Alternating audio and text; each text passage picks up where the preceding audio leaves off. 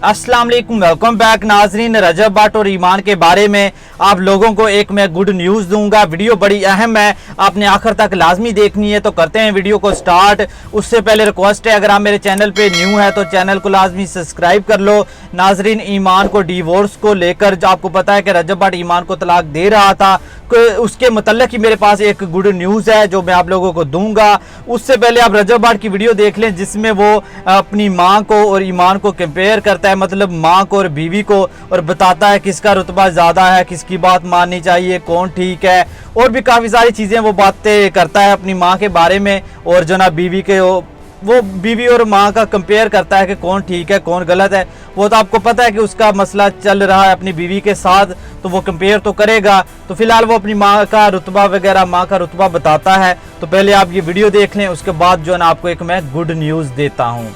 करते हैं भाई साहब, व्लॉग भी स्टार्ट करते हैं। क्या हो गया है, इतनी क्या जल्दी है? उम्मीद करता हूँ कि आप सब खैर आफियत से होंगे, तबीयत सेहत ठीक होगी।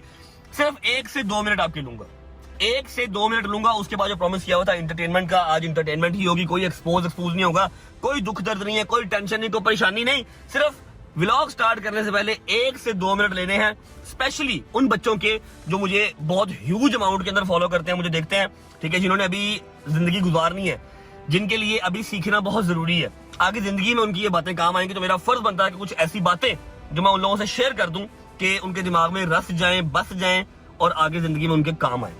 भाईजान, टॉपिक क्या है? टॉपिक है माँ। माँ टॉपिक क्यों है? क्योंकि माँ को जो दर्जा अल्लाह की जात ने दिया हुआ है, उससे तो मुकर नहीं सकते हम, उससे तो हम मुकर नहीं सकते, उसको तो डबल क्रॉस नहीं कर सकते। ऐसे ही है, अल्लाह की जात ने सबसे ऊंचा दर्जा माँ का दिया हुआ है ना। किस वजह से दिया हुआ है मैं बताता हूँ। आज दूसरा दिन है मेरी माँ को करबला गए हुए, पाकिस्तान से निकले हुए मेरी माँ को आज दूसरा दिन है। मेरा घर खाली है, सिर्फ मैं हूँ, मेरे 4-5 भाई हैं जो घर पे ही रहते हैं, काम शाम भी करते हैं, हमारे फैमिली मेंबर है, ठीक है। दोस्त यार भी नहीं आ रहे, सिर्फ शहरी ही आ रहा, बाकी सब बिजी है। It's okay, no worries. अम्मा नहीं है, बाबा नहीं है, और उन्हीं का घर है, गदल तो अपने घर में होती है, ठीक है। बाबा मेरे वैसे ही खामोश रहते हैं, लेकिन हाँ, सर के ऊपर एक छत होती है, ठीक है। छत के नीचे जो है ना, सबसे बड़ा जो आपको एक पिलर होता है वो बाप होता है, ठीक है। आपको पता होता है मेरी बैक पे को खड़ा है, मेरा वाली वारस खड़ा है, ठीक है। बाप बहुत जरूरी है, लेकिन माँ वो रुतबा है। भैया दूसरा दिन है, टाइम देख रहे हो क्या हो रहा है? 3:30 हो रहे हैं, 3:30 हो रहे हैं। ना अभी तक नाश्ता किया है, ना सुबह उठते ही किसी ने मेरे आगे जो है वो बादाम और अखरोट रखे हैं, ठीक है। ना बार बार कोई पिट रहा है कि उठ जा नाश्ता कर ले, उठ जा नाश्ता कर ले, उठ जा नाश्ता कर ले, ठीक है।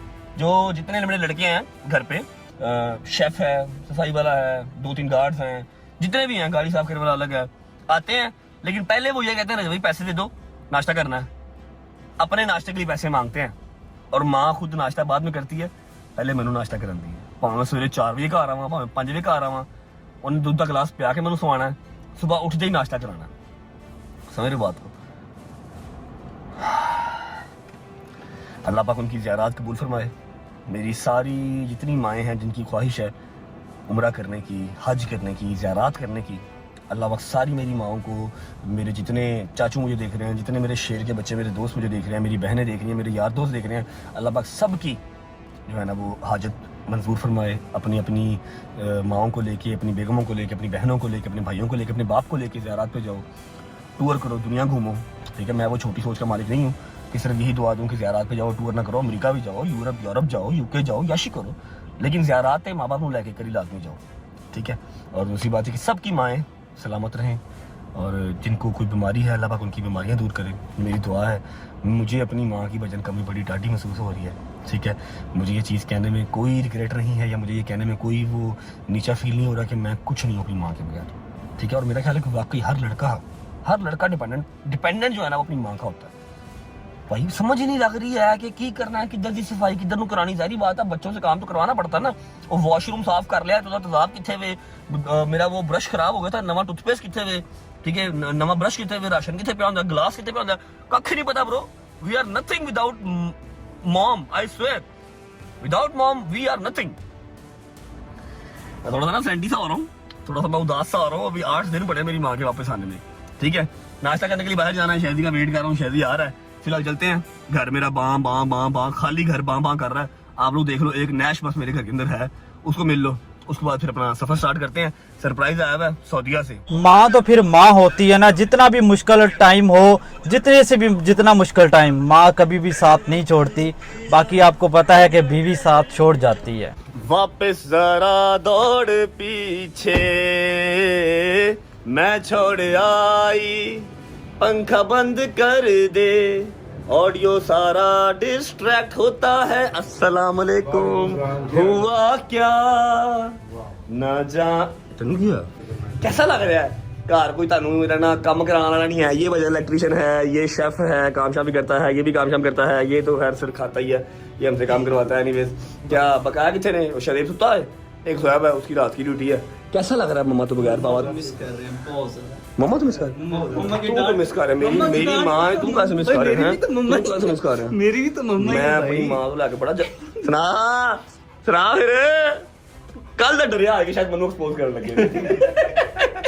ये रजब भाट ने ओन शेख को बोला है, जो ना रजब भाट ने बोला था कि मैं ये करूँगा वो करूँगा, तो वो उसने कहा कि ये डरा हुआ है कि पता नहीं क्या करेगा रजब भाट। तो ओन शेख के साथ जो ना रजब भाट ने ये बात की है।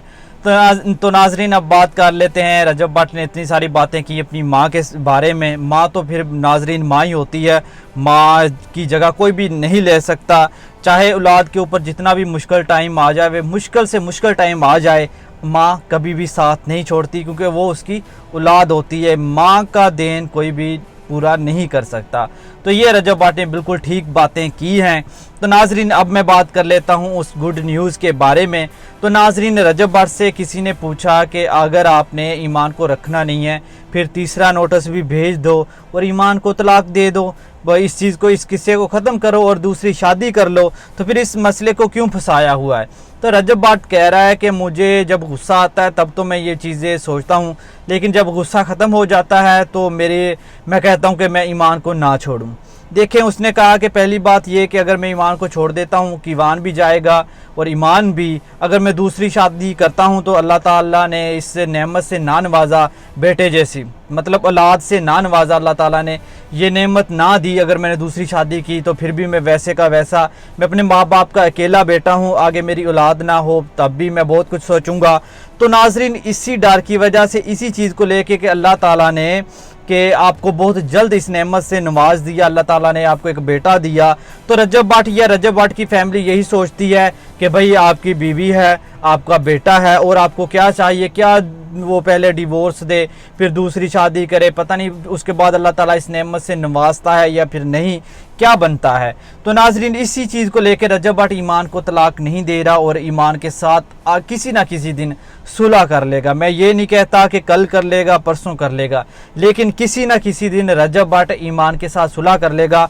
वो ईमान को नहीं छोड़ेगा। मैंने आप लोगों को पहले भी बोला है वो छोड़ना नहीं चाहता, क्योंकि भाई अल्लाह ताला ने उसकी बहुत जल्द जो ना उसे जो ना औलाद दी है, इससे ये नेमत दी है, तो वो चाहता है कि मैं ना छोड़ूं। बाद में पता नहीं क्या बनता है क्या नहीं। आपको पता है कि वो अपने माँ बाप का अकेला बेटा है, फिर बहुत जल्द अल्लाह ताला ने ये नेमत से नवाज भी दिया, तो भाई कितनी खुशी और कितनी बड़ी बात है। तो वो इसी चीज़ को लेके भाई ईमान को नहीं छोड़ रहे, और एक ना एक दिन देख लेना रजब भाट ईमान से सुलह कर लेगा और उसे वापस ले आएगा। अगर रजब भाट ने छोड़ना होता तो इतना टाइम ना लेता, वो शुरू में ही जो ना ईमान को छोड़ देता।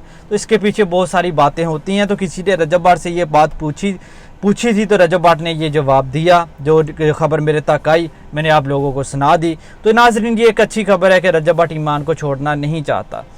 तो भाई सोचने वाली बात है। वैसे भी इतनी जल्दी अल्लाह ताला ने आपको इस नेमत से नवाज दिया, अल्लाह ताला ने आपको बेटा दे दिया, तो बहुत बड़ी बात है। तो रजब भाट को भी इस चीज़ को, जो रजब भाट इस बारे में सोचता है तो बिल्कुल ठीक सोचता है। बाद में पता नहीं क्या बनता है क्या होता है। वैसे भी आप लोगों को पता है कि रजब भाट की लाइफ किस तरह की है। तो भाई इसी चीज़ को लेके वो ईमान को नहीं छोड़ रहा, ना ही छोड़ना चाहता है, और ईमान से सुलह भी कर लेगा और वापस ले आएगा। जिस दिन ये एक साथ बैठ गए ना, उस दिन इनकी सुलह हो जानी है। तो कोई ना कोई बंदा आएगा और इनकी सुलह करवा देगा। बाकी नाजरीन मज़ीद ऐसी अपडेट देखने के लिए मेरे चैनल को लाजमी सब्सक्राइब कर लो। तो मिलते हैं नेक्स्ट वीडियो के साथ, तब तक के लिए अल्लाह हाफिज़।